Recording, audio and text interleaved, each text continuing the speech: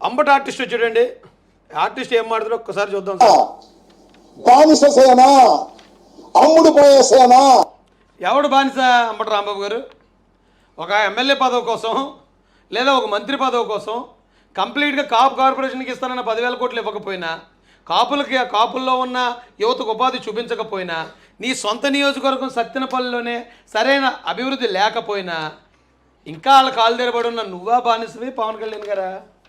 ఈరోజు రాష్ట్ర ప్రభుత్వ వైఫల్యాల్ని పబ్లిక్గా తిరుగుతూ ప్రశ్నిస్తున్న పవన్ కళ్యాణ్ గారిని బానిస అంటే మరి నువ్వు నిన్నేమనాలి? ఇంకా ఎందుకయ్యా ఇంత సిగ్గు లేకుండా ప్రవర్తిస్తున్నారు?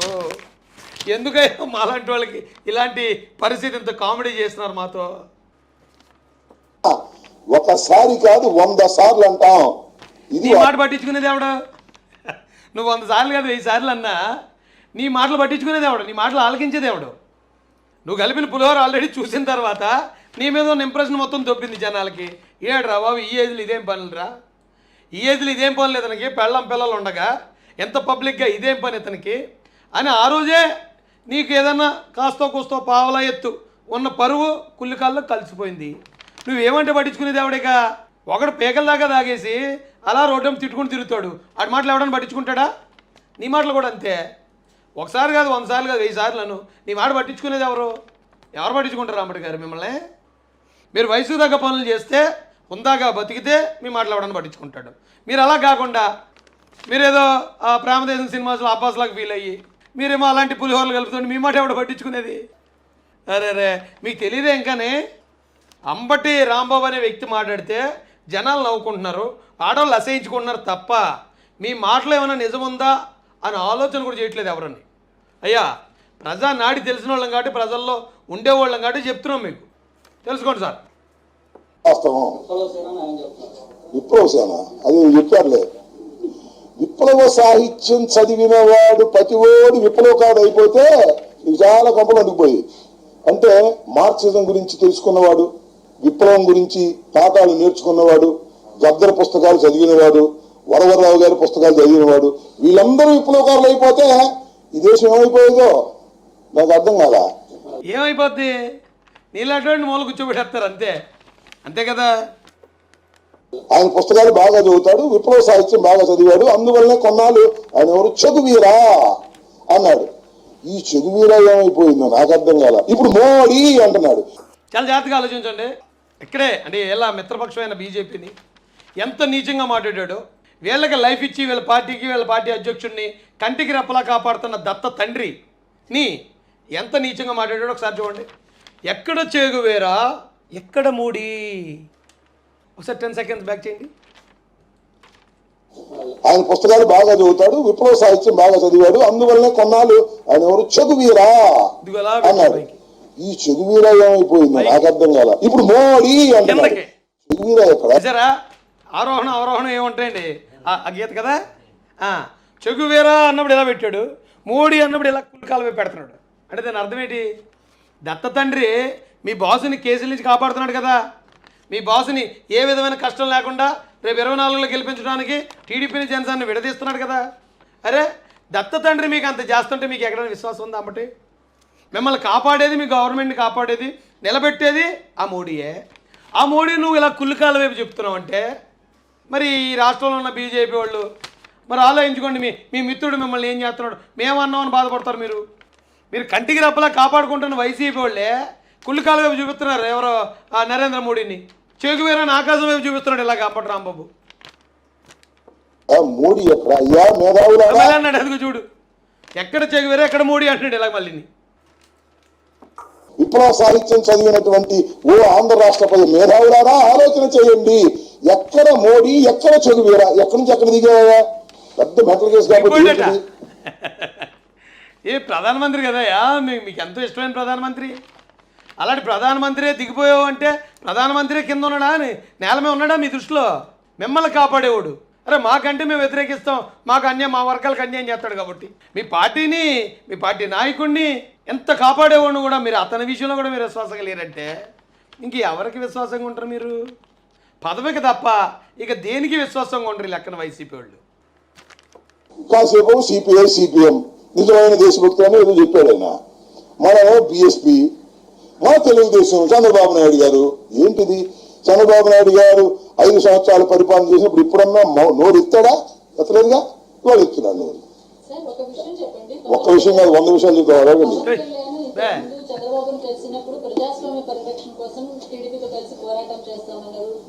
మోడీని కలిసిన తర్వాత మంచి రోజులు రాబోతా ఉన్నాయన్నారు. ఇవాళ మనం మాట్లాడుతూ యుద్ధం నేనే చేస్తే ఢిల్లీకి చెప్పాల్సిన అవసరం లేదు. నేను ఒక మాట చెప్పనా? మీరు అడిగిన ప్రశ్నకి, ఈ ఆంధ్ర రాష్ట్రంలో భారతదేశంలోనే మోస్ట్ అన్రిలయబుల్ పొలిటీషియన్ ఎవరైనా ఉన్నారంటే అది శ్రీ శ్రీ శ్రీ కొణిదెల పవన్ కళ్యాణ్.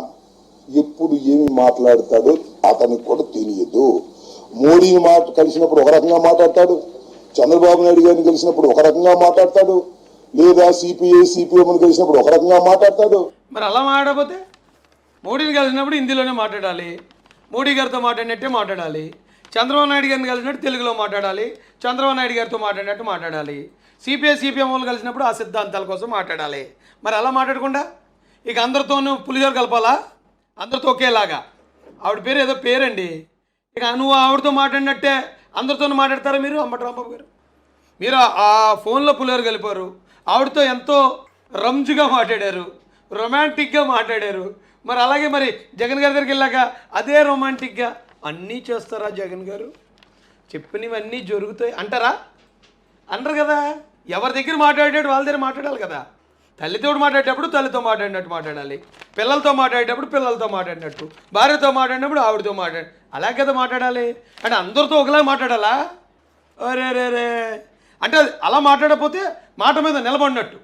కోపం వచ్చి భార్యలో తిడతామండి, అదే మాట వెళ్ళి తల్లితో కూడా మాట్లాడకపోతే మాట మీద నిలబడినట్ట. పరిస్థితులను బట్టి మారినట్ట, పరిస్థితులను బట్టి పర్సనల్ని బట్టి మాట్లాడినట్ట. ఏమీ అంబటి రాంబాబు గారు దొరికేస్తున్నారు ఈవేళ. అరే రే రే ఈ రకంగా మాట్లాడతాడు. రిలయబిలిటీ లేనటువంటి వ్యక్తి. రిలయబిలిటీ ఉన్నటువంటి వ్యక్తి అయితే ఈయన అలాగే మాట్లాడుతున్నాడండి. కరెక్టే. ఆ ఫోన్లో రొమాంటిక్, ఇక్కడ కూడా రొమాంటిక్ చూపిస్తున్నాడు కొంచెం. అందరూ అలా ఉండరు కదండి, సిగ్గు ఉంటుంది కదా కొంతమందికి, మాలాంటి వాళ్ళకి. అదేంటి అయ్యేం మాటలు అలా మాట్లాడటం అని. మోడీతోనో, ఆ సిపిఐ సిపిఎంతోనో, లేకపోతే ఈ చంద్రబాబుతో సంసారం వేరు పొత్తులు వేరే విషయం తెలియదు అంబటి రాంబాబు గారు. అరే ఇంత పులిహాల రాజా మీరు, మీకే తెలియపోవడం ఏంటండి? సంసారం అంటే భార్య, ఒకే జీవితం, ఒకే పెళ్ళి, ఓకే సంసారం అంటారు దాన్ని. అలా కాకుండా పొత్తులు అంటే ఆ సందర్భానికి, ఈ పార్టీ సిద్ధాంతం ఒకవేళ మారిందనుకో, ఆ పార్టీ మనకు నచ్చదు, ఈ పార్టీ మనం చెప్పినట్టు చేయలేదనుకో, అంతకుముందు నచ్చిన ఇప్పుడు నచ్చదు. పొత్తులనే మారుతూ ఉంటాయి కదా. పొత్తు అనేది ఏమైనా పెళ్ళా? ఏం మాడుతున్నారు మీరు? దేనికి లింక్ పెడుతున్నారు మీరు?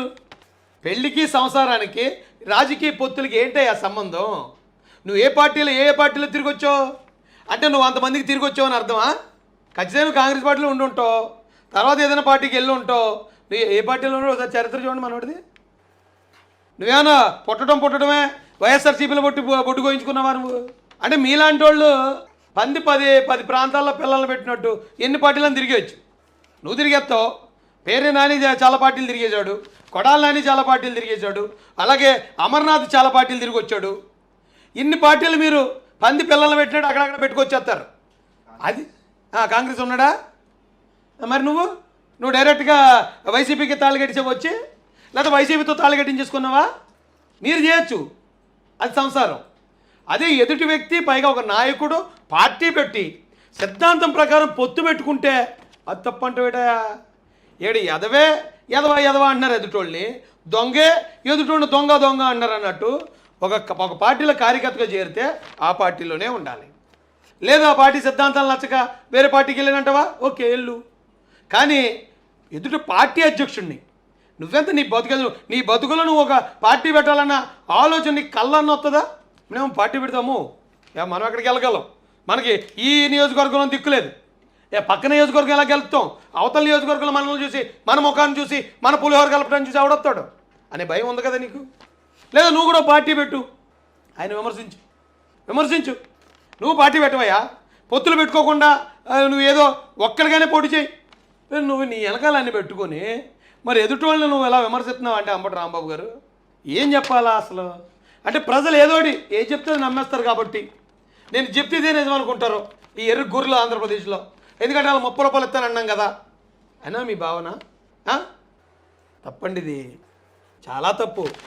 పత్తిత్తులు పరవాణాలు వండేస్తున్నారు. ఇది వైసీపీలోనే పుట్టినట్టు, వైసీపీలో జగన్మోహన్ రెడ్డి వచ్చి పొట్టుకోచినట్టు, ఇంతకుముందు ఏ పార్టీల్లో లేనట్టు, కార్యకర్తలుగా ఉండి 10 పార్టీలు తిరిగిన మీకు ఒక పార్టీ అధ్యక్షుడిగా ఉండి పొత్తులు మారిస్తే తప్పేంటి?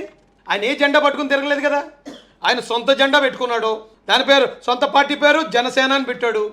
దానికి ఒక ఎర్ర జెండా పెట్టుకున్నాడు, ఆ జెండా పెట్టుకున్నాడు కదా. పోటీకి వెళ్ళేటప్పుడు 100 రకాల పొత్తులు ఉంటాయి. పొత్తు అనేది అది రాజధర్మం. అది ఎప్పుడో యుద్ధాల నుంచి కూడా జరిగింది, నీకు తెలుసో లేదో. బోలో నిజంగా మీరు కురుక్షేత్రం టైంలో ఉండుంటే కౌరవులకి కొన్ని దేశాల రాజులు సపోర్ట్ చేశారు, పాండవులకి కొన్ని దేశాల రాజులు సపోర్ట్ చేశారు. మీరు వాళ్ళు కూడా ఎరుపాపలు అందరూ మీరు ఈ లెక్కన అలాగైతే లేదు, సింగిల్గా వెళ్ళి ఒక్కడే వెళ్ళి కత్తి తిప్పేసి అండే చచ్చిపోకుండా ఆ పక్క దేశాల రాజులు సపోర్ట్ తీసుకున్నారు పాండవులు అంటారు ఈ లెక్కన. మీరు పాండవులు కూడా కురుక్షేత్రంలో చాలా రాజ్యాలు సపోర్ట్ చేశాయి, చాలామంది రాజులు సపోర్ట్ చేశారు. అలాగా ఈ దేశాలు, రెండో ప్రపంచ యుద్ధం తీసుకో, నాటో దళాలు అంటే కొన్ని దేశాలు కలిసి ఇటువైపు హిట్లర్కి కూడా కొన్ని దేశాలు సపోర్ట్ ఉంది. అది రాజధర్మం. పులిహోర రాజ్యాలకి తెలియదు అది. పులిహోర రాజ్యాలు ఏమనుకుంటారంటే అన్నీ కూడా సంసారం యాంగిల్లో చూస్తాయి. మన పులిహోర అలవాటు కదా, మనకి కలపటం, సంసారం, ఇది అది ఇలాంటివి కదా మనకు అలవాటు. దాని మీద అన్నిటిలో అదే కోణంలో చూస్తాయి. పచ్చకామెరలోడికి లోకం పచ్చగా కనపడుతుందని ఊరికే అన్నారండి. రాజధర్మం వేరు, సంసారిక ధర్మం వేరు. పులిహోర రాజు అయిన అంబటి రాంబాబు గారు మీరు అర్థం చేసుకోవాలి సార్. అన్నీ నాలాంటి చిన్నపిల్లవాడు వచ్చి మీకు ఎక్కడ చెప్తాడు పదే ఎవరితో ఒకరితో సంసారం చేసేవాడు, కాసేపు ఇక్కడ కాసేపు అక్కడ, కాసేపు ఇక్కడ కాసేపు అదిగో మళ్ళీ సంసారమే, కాసేపు ఇక్కడ కాసేపు అక్కడ. అంటే సిపిఐ వాళ్ళతోనే వెళ్తూనే ఇది సంసారం అంటే అది పొత్తులు కాదండి, సంసారమేనండి అది కూడా. ఇక్కడ ఏమిటి రిలయబిలిటీ లేదనే విషయం ఇంకా మీకు అర్థం కాలేదా? అర్థమైనా మీరు చెప్పకూడదని ఊరుకుంటున్నారు అంతేగా. అదే అర్థమైంది, చెప్పకూడదు, బాగోదు. మీ మాట పూర్తిగా అర్థం అవ్వదు కదా జనాలకి, మహానుభావుల మాటలు అర్థం అవ్వవు. అందుకని నేను చెప్పానులేండి మీ మాటలు అర్థం, నా మాసాన్ని మీడియా ఛానల్ ద్వారా చూస్తారులేండి. ఊరుకుంటున్నారు తప్ప ఎక్కడ రిలయబిలిటీ ఉంది? రేపు ఎవరితో పోటీ చేస్తారు చెప్పమనండి. అసలు నువ్వు ఎన్ని సీట్లు పోటీ, నేను ఒక్క మాట అడుగుతాను. నీకు ఎందుకు చెప్పాలి, అది నీకు ఎందుకు చెప్పాలి? చెప్పడం మొదలెడితే ప్రతి అడ్డమైనోడు ప్రశ్నలు అడ్డం మొదలెడతాడు కదా. చెప్పేవాడు ఇది అడిగేవాడికి చెప్పేవాడు లోకు కదా. ఎన్ని సీట్లు పోటీ చేస్తాడు, ఎవరితో వస్తారు, ఎవరితో పొత్తు పెట్టు, అది నీకు ఎందుకు చెప్పాలి? ఎందుకు చెప్పాలయా? చెప్పాలన్నాడు ఇప్పుడు ఎందుకు చెప్పాలి? థియేటర్ రావో వాళ్ళ ప్రజలకు చెప్పుకుంటాడు, ఆ పార్టీ కార్యకర్తలకు చెప్పుకుంటాడు, ఆ పార్టీ నాయకులకు చెప్తాడు. చెప్పి తర్వాత ప్రజలకు ఖచ్చితంగా చెప్తాడు, ఇగో పలానా పార్టీతోటి లేదా సింగిల్గా లేదా ఇది అని నిర్ణయం చెప్తాడు కదా. నీకెందుకు చెప్పాలి పులిహోర రాజా నీకెందుకు చెప్పాలి? అని నీకు చెప్పకపోతే నాకు వచ్చి చెప్పలేదు కాబట్టి ఆయన కరెక్ట్ కాదు నీకు చెప్పాలా? ఆడటానికి కానీ సిగ్గుండాలా? మీ సీఎం జగన్మోహన్ రెడ్డి చెప్పడం ఆయన ఏం చేయబోతున్నాడు నీకు, నీ జిల్లా నీ నియోజకవర్గంలో ఏ కార్యక్రమాలు చేయబోతున్నాడో నీకే చెప్పడు, ఎవరెవరికి అమ్మ ఒడిచాడో నీకే చెప్పడు, ఆ వాలంటీర్కి తప్ప ఎవరెవరికి రైతు భరోసా వచ్చిందో నీకే చెప్పడు. అక్కడ చిచ్చురొక్తాలు అకౌంట్లో పోద్ది మీ మీద నమ్మకం లేక. ఇది మీ పార్టీ నాయకుడు మీకు చెప్పడు. ఈ ప్రతిపక్ష పార్టీలో ఉన్న ఆ పార్టీ అధ్యక్షుడు వచ్చి మా పులిహోర రాజు గురించి చెప్పాలంటే ఇప్పుడు చెప్పండి అమ్మా ఆయన ఒకటి చెప్తే సరిపోతే, లేకపోతే కాంగ్రెస్ పార్టీ నుంచి రాహుల్ గాంధీ, బీజేపీ నుంచి నరేంద్ర మోడీ, అమిత్ షా వీళ్ళందరూ వచ్చి కూడా చెప్పాలా నీకు వాళ్ళు ఏ పార్టీలు వెళ్తున్నారు, ఎక్కడెక్కడ పోటీ చేస్తున్నారని? మాట మాట్లాడామంటే ఎప్పుడు కూడా చదరంగంలో ఒక ఎత్తు మనం వేసే ముందే ఈ ఎత్తు మనం వేస్తే ఎదుటోడు ఏమి ఎత్తులేస్తాడో అని ఆలోచించాలి. ఒక మాట రాజకీయంగా మనం మాట్లాడితే ఎదుటోడు దీన్ని ఎలా కౌంటర్ చేసే అవకాశాలు ఉన్నాయి, ఎలా మనకు గడ్డెడెత్తారేమో అని ఆలోచించుకుని అప్పుడు కదా మాట్లాడాలి. ఎందుకు చెప్పాలి నీకు? నువ్వెవరు అసలు? భీమవరంలో మళ్ళా పోటీ చేస్తావా? సింపుల్ ప్రశ్న, పెద్ద క్వశ్చన్ వద్దు. వచ్చాడండి లెక్కల మాస్టర్, సోషల్ మాస్టర్ వచ్చాడు. మాస్టర్ ప్రజలను అడిగితే మనం టైట్గా ఓకేనండి మాస్టర్ అండి, భీమవరం అండి, అక్కడ గాజువాక అండి మేము చెప్పేస్తారు. సిగ్గానే ఉండాలి అడిగేటప్పుడు. మన స్థాయి ఏంటో మనం చూసుకోవాలి కదా. మనకు మన పార్టీలోనే సరిగ్గా దిక్కు ఉండదు, మన పార్టీలోనే సరైన గుర్తింపు ఉండదు. ఎదుటి పార్టీ అధ్యక్షుడు మనం ప్రశ్నించేస్తామా? వాళ్ళ 100 ఉంటాయి, వాళ్ళ రాజకీయ వ్యూహాలు 100 ఉంటాయా? వాళ్ళు ఎలాగో వస్తారు అంటే మనోడు ఏం చేస్తానంటే ఇప్పుడు యుద్ధం జరుగుతుందండి, యుద్ధం జరుగుతున్నప్పుడు అవతలోడు వస్తాడు కదా, నువ్వు ఎక్కడి నుంచి వస్తావు, ప్రాణాలు ఎక్కడి నుంచి వస్తావు, నీ కత్తులు పట్టుకునే వాళ్ళు ఎంతమంది ఉన్నారు, నీ గుర్రాలు ఏనుగులు ఎన్ని ఉన్నాయి, అవన్నీ ముందు చెప్పి నీకు దమ్ముంటే అంటాడనమాట. అంటే ఎదుటోడు ఎరిపప్ప అయితే వ్యూహాలు అని చెప్పేస్తాడు. వ్యూహాలు ఎవడని చెప్తాడు? అసలు ఆ వ్యూహాలు ఎవడని అడుగుతాడా? ఇంత సిగ్గు లేకుండా ఎలాగుంటావు అంబటి రాంబాబు గారు, మంత్రి గారు? ఎదురు ఎవడొకటి ఇంట్లోకి వెళ్ళా, మీ ఇంట్లో డబ్బులు ఎక్కడ దాచావో చెప్పి నీకు దమ్ముంటే, లేకపోతే నీ బంగారు ఎక్కడ దాచుతావో చెప్పి నీకు దమ్ముంటే అంటే చెప్పేస్తే వీళ్ళు నొక్కేద్దామని. ఇప్పుడు భీమవరంలోనే ఎక్కడ పోటీ చేస్తున్నాడు తెలిస్తే ఇప్పటి నుంచి వెళ్ళి అక్కడ విష ప్రచారం చేసేద్దాం, అక్కడ డబ్బులు పంచేద్దాం, అక్కడ జనాలందరినీ నాశనం చేద్దాం, వ్యతిరేకంగా మార్చేద్దాం. దమ్ముంటే చెప్పు, దమ్ముంటే వ్యూహాలు దమ్ముంటే చెప్తారా? వ్యూహాలన్నీ రాష్ట్రంగా ఉంటాయి పులిహోర రాజా. ఆ వ్యూహాలన్నీ చెప్పేటప్పుడు చెప్తారు, అవి కూడా పూర్తిగా చెప్తారు, లేకపోతే చెప్పరు. అర్థం చేసుకోండి. అన్నీ చిన్నపిల్లలు చెప్పినట్టు ఎక్కడ చెప్తాం? జై భీమ్, జై భారత్, జై జై మహాసేన్.